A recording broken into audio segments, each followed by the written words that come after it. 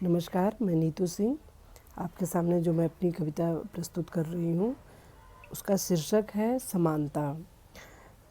तो आप के सामने प्रस्तुत है मेरी कविता। वह आंगन में बैठी देख रही बस एकटक उस वृक्ष को जो पत्तों से था खाली, जो पत्तों से था खाली।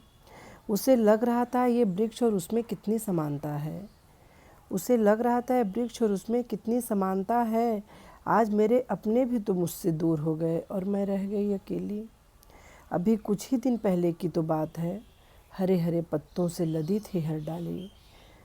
जब बहता था बयार, झुरमुट पत्तों का होता शोर, जिसे देख नाचता मोर। ऐसे ही हरा भरा था मेरा घर आंगन। सुबह से शाम ऐसे चलती मैं, जैसे चलती पुरवाई। मेरे अपने जो बसे परदेस, मुंडेर पर बैठा कागा, उनके घर आने का लाता संदेश। हर कमरे की करती सफाई, कभी पलंग पर बिछाती चादर, कभी धूप में फैलाती रजाई।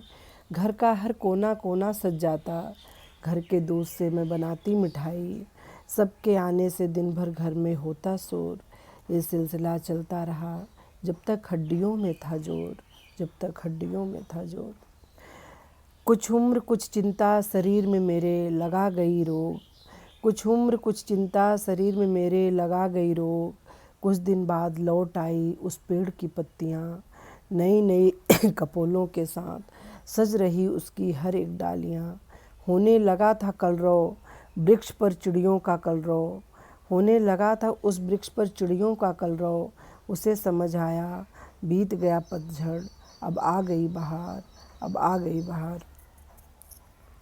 खुश हो रही थी देख पत्तों से लदी डाली, हर डाली सुंदर सुंदर कपोलों से थी सजी। मन उसका कर रहा उससे एक सवाल, क्या मेरे अपने भी लौट कर बढ़ाएंगे मेरा सम्मान? क्या मेरे भी अपने लौट कर बढ़ाएंगे मेरा सम्मान?